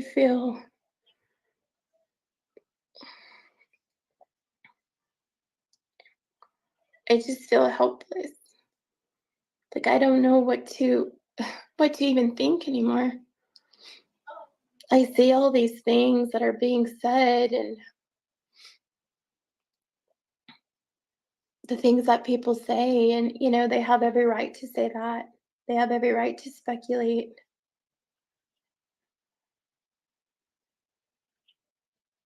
just like I have. I've there's so many things that I've thought about in my head, but I mean, I've saw the things. I've sat back for a month literally and watched everything and followed every possible thing that I can, listened to what people have said, podcasts, like everything.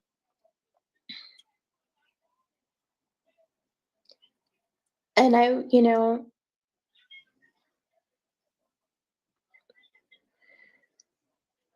I needed for my voice and my story to be heard of my experiences with the Proudfoots and Christopher and Katie. Katie jumped on that bandwagon or that Christopher and everybody else was on. Just like this past December 27th, Faith was going out to Hendersonville to see her family for the holidays. We drove her to the airport. We were all happy. We all got out. Isabella, Noah, Wayne, myself, got her out of the truck and we said our goodbyes. We hugged her. We kissed her. There's Katie standing there recording everything like she always does. And I hug my baby tight. I tell her I love her. And we prayed.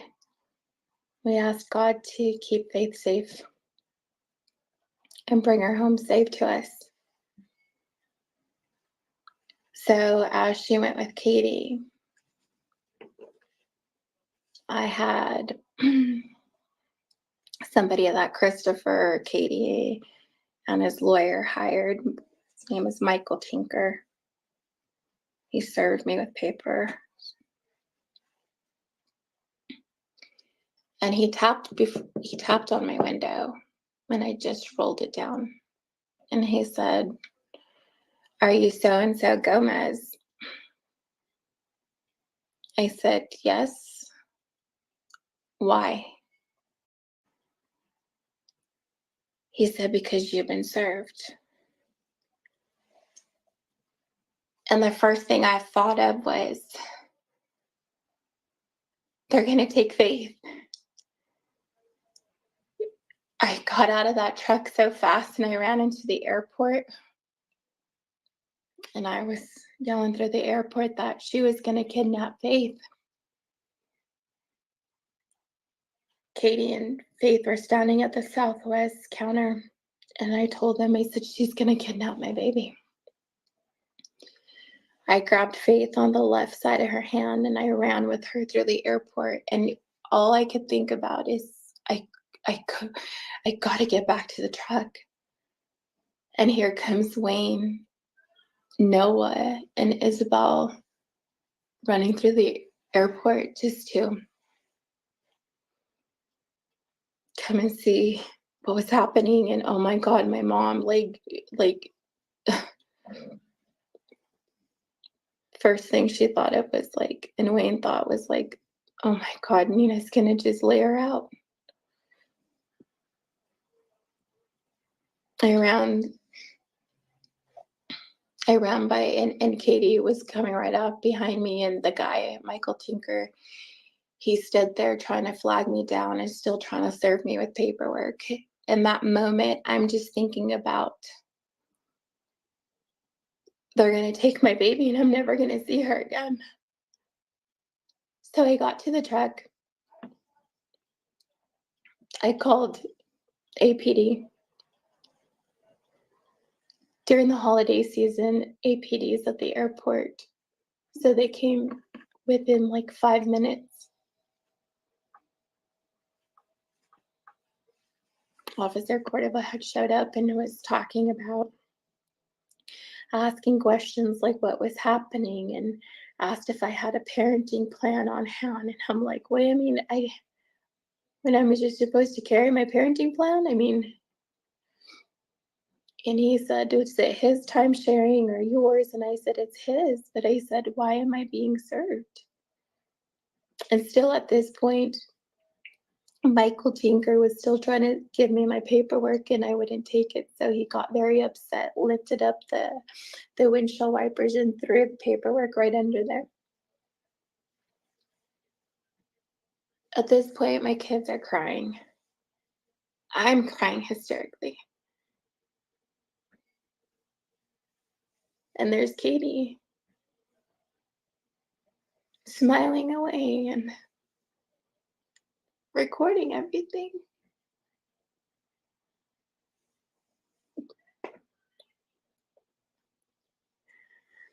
Then the officer's like, Ms. Gomez, you have a court date coming up.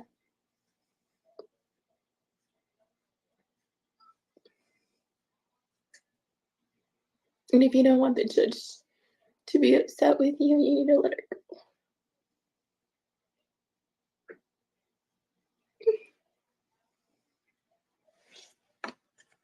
So I get back out of the truck. We all do. And I get down to Faith's level. And I tell her how much I love her.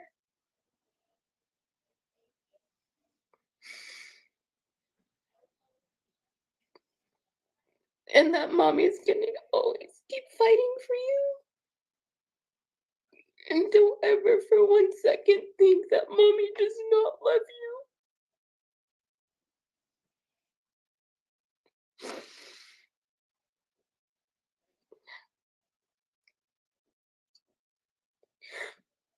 I hug her so tight.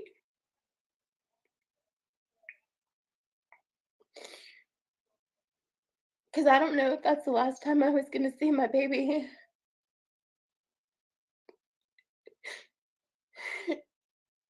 I handed her off to Katie.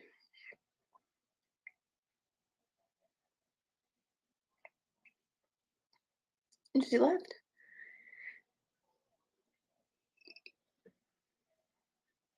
I could barely breathe when I got back in the truck. Trying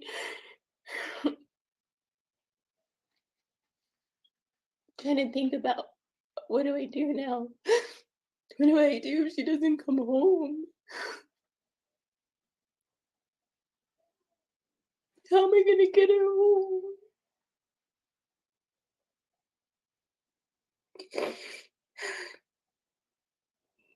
Faith stopped.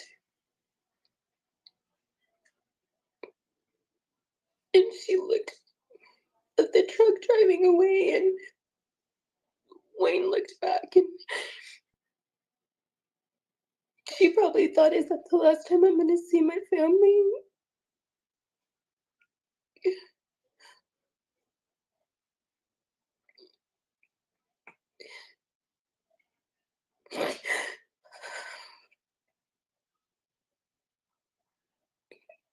That whole day, my whole world was turned upside down.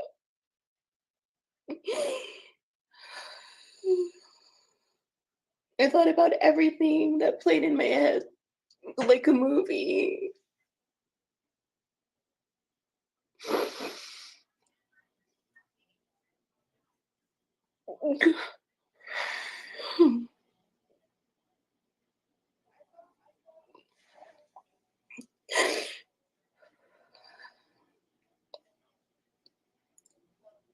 That day was hard. I came home and I crawled up in a ball. I didn't want nobody to bother me because I'm thinking about, how am I going to have enough money to get a lawyer or anything like that?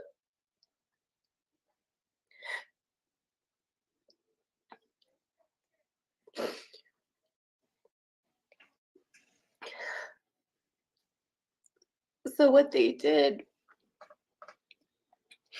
was they hired that server to come and serve me with a court hearing that I already knew about. the one that was going to take place January 2nd. So Christopher's lawyer, Christopher, Katie, they all knew what they were doing.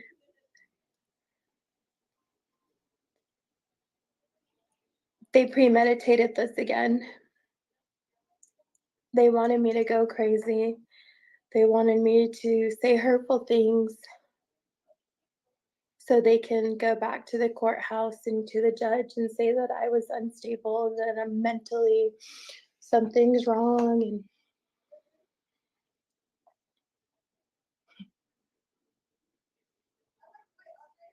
that's what they did.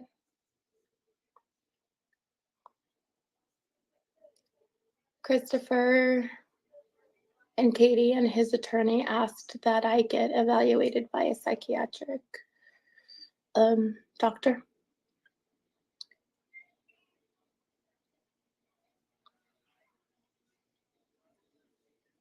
Because I ran through the airport saying that she was gonna kidnap her. But in my mind, I've been traumatized by Mr. Proudfoot and his family.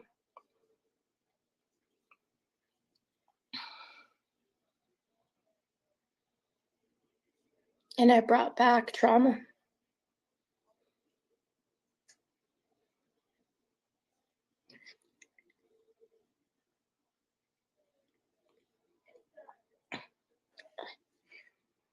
And now, I mean, we're at this point where poor Sebastian is missing.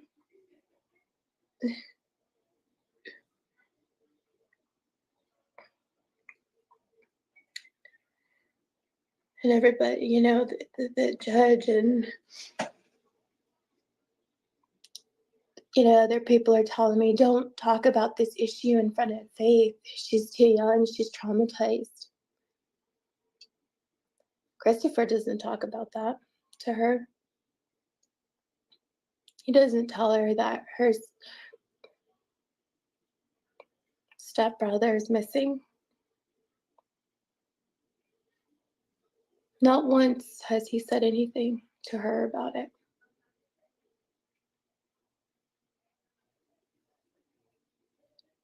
I think Faith needs to be aware of what's happening.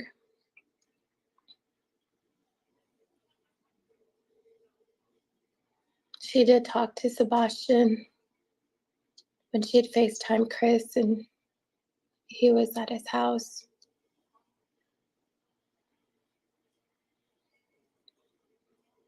She knows him.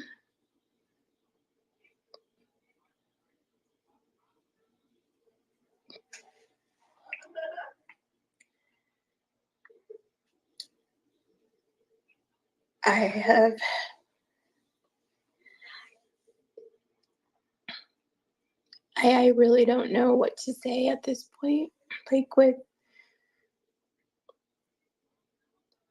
Sebastian missing and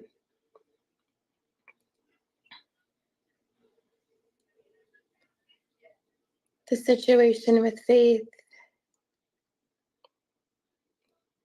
it's been an ongoing situation. I was unaware that Sebastian's father was getting him. I was unaware that he was going to live with his father permanently. Finally, that was disclosed to me about a week and a half ago. I was in shock because I went like, how can you know that you're getting your child for full custody? Like, I mean, you and Katie were preparing for this. You're giving away one kid to get another one. Like, I never understood that. I still don't understand that.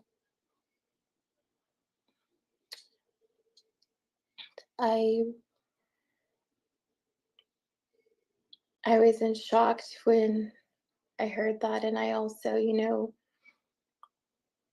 was it, it's sickening to think that, and to think that you would be getting a child. Why would you take Faith away from everything that she knows? Her mom, her siblings. She calls Wayne dad. She says, "That's my daddy, Wayne." Her grandparents, like everything.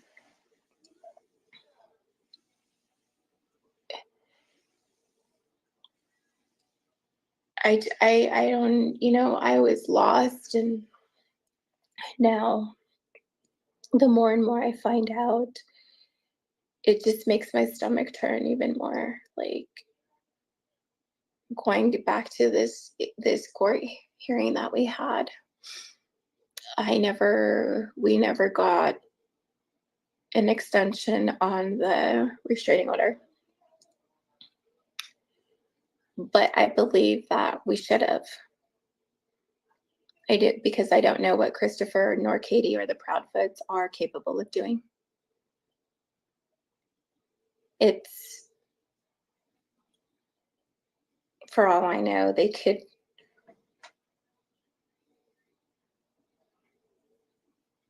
take Faith from school.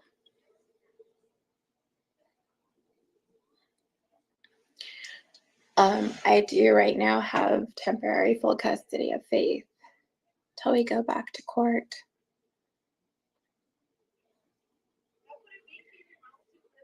I mean, I talked to Seth.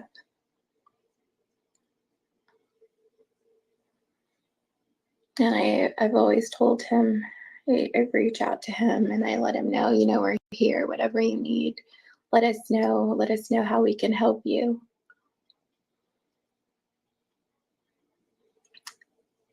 But I remember him telling me the first night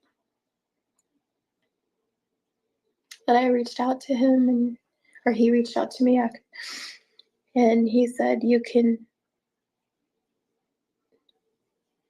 help Sebastian, and you can help me by keeping Faith there and keeping her safe.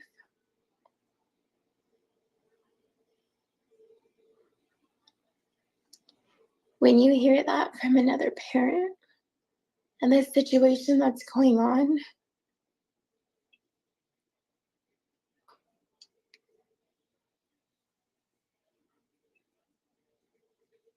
what do you say? Like, I'm doing the best that I can, but it's the justice system here.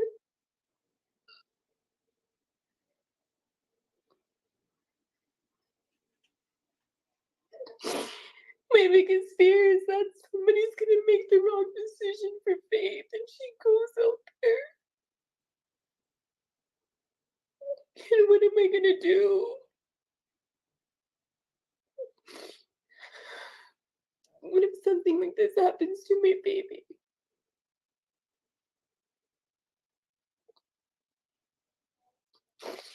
Are you gonna tell me I'm sorry, Miss Gomez?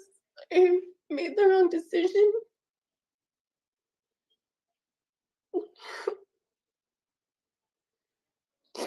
The justice system has failed a lot of kids, has failed my kids, and it's also failed Sebastian.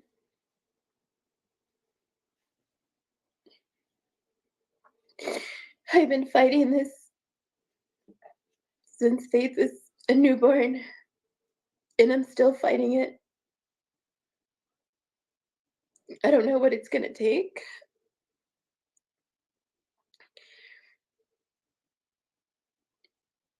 I don't really think anybody really cares the decisions that they make for children, because it's not happening in their personal family. They don't know somebody. It doesn't hit home. It'll never happen to them.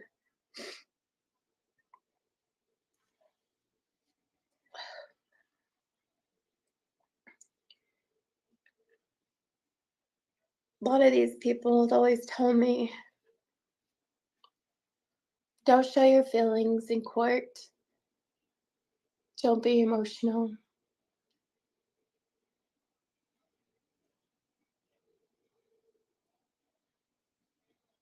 So I'm just supposed to sit there without feelings, without crying, without telling people how I really feel. I feel like a lot of these also, because there wasn't enough creamer in their coffee for, you know, a lot of these judges that make these decisions, and maybe they got angry that morning or whatever the circumstances are. They make bad choices for a lot of these children. And I won't let faith be one of them. I will always fight for faith, like I have been.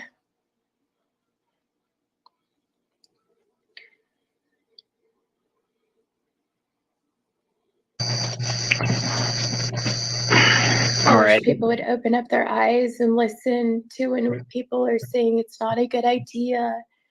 I don't think they're stable. I don't think that they're a healthy parent. I you know,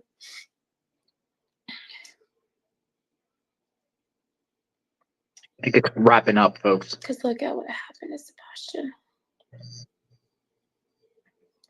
And I feel for him because I'm a mom of a 15-year-old daughter.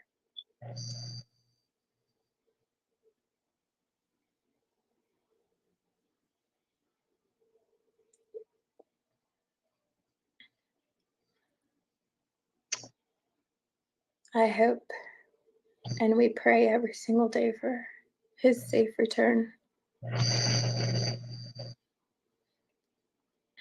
If there's anything that I would say to everybody is look out for one another, look out for your kids.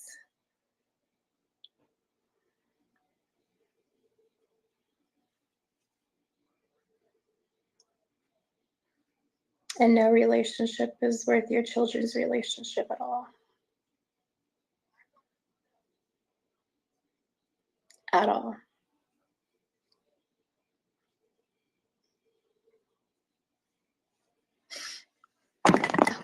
So I believe I had to tell my story so it can get out there,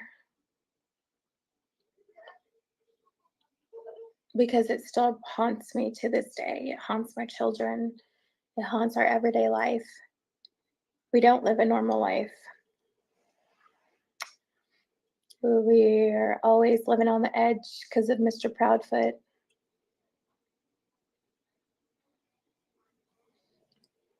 I mean,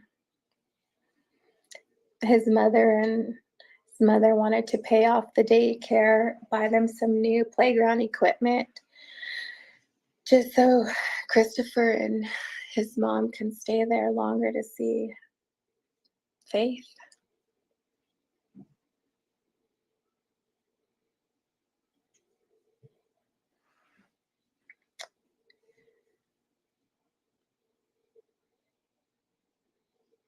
I mean, I'm sure, I mean, my mind is all foggy right now because thinking about everything that I've went through, I'm sure I left some bits and pieces out.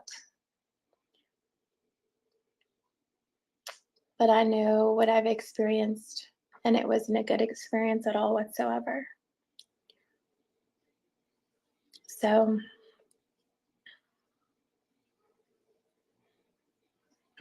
that's our story.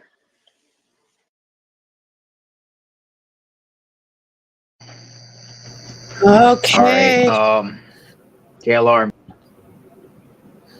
So Sebastian Rogers, they need help. They need help. The United Cajun Navy, they've pretty much bolted now. Sounds like, my understanding is, locals were not liking some of the things the search teams were doing. One thing they did say, though, is, Seth said it, is that he appreciates social media keeping Sebastian's name out there.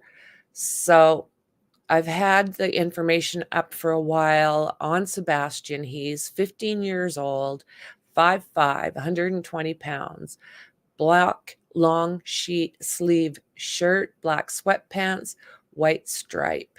Missing from Hendersonville, Tennessee. He is an autistic child, and Seth has said if you call him by name, he will answer you. So call 1-800-TBI-FIND if you know anything. Even if you've got anywhere in that area, check your doorbell ring cameras. Like, we just don't know. Yes. Share his name, share his face, say his name. He will answer you. Sebastian is the one that matters. So we got a little bit of an idea what one of the ex-wives have to say about him. Be interesting to know about others, and because there's five wives, so there's 3 more that we have no idea. I don't know if they've got children together. I don't know what he was doing in those relationships. All sorts of different things are coming out right now. So person's got to weed through this. So once again, I did have JLR's permission to share this stream. It is not about clicks and views. It's about getting Sebastian's name out there, his picture out there.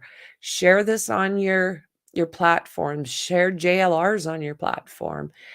Share Trev's on your platforms. It doesn't matter. All of them, for that matter. We just really, really need to see Sebastian make it home safely. I don't know if he's hidden. I don't know if he's been taken. I don't know if he left on his own accord. I don't know if something happened to him in that house.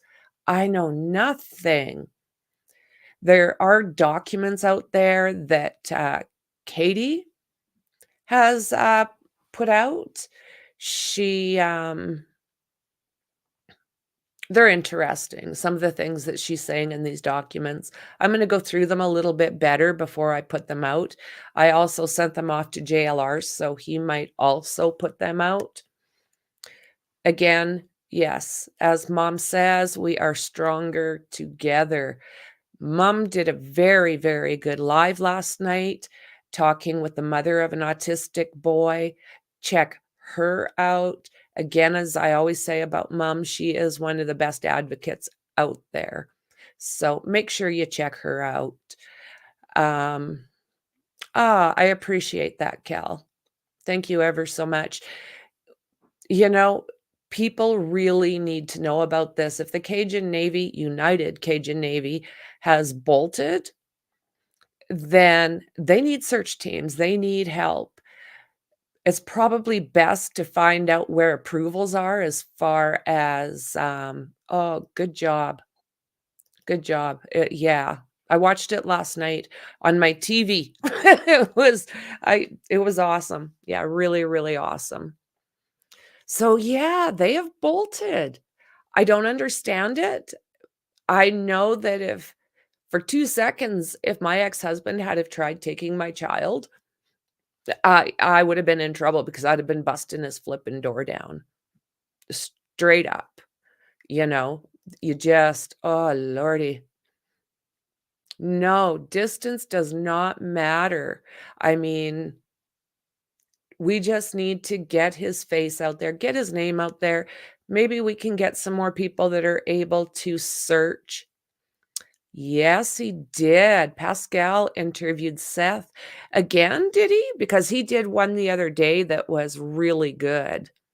I'll have to watch that if there's a new one. He's giving the info on where to meet and when if you want to search. Thank you very much, Paula. Yes. Had a huge group of friends. They got me through a lot. My family was too busy, but again, 30 years ago, I have a place in my heart for battered women. Absolutely. Absolutely.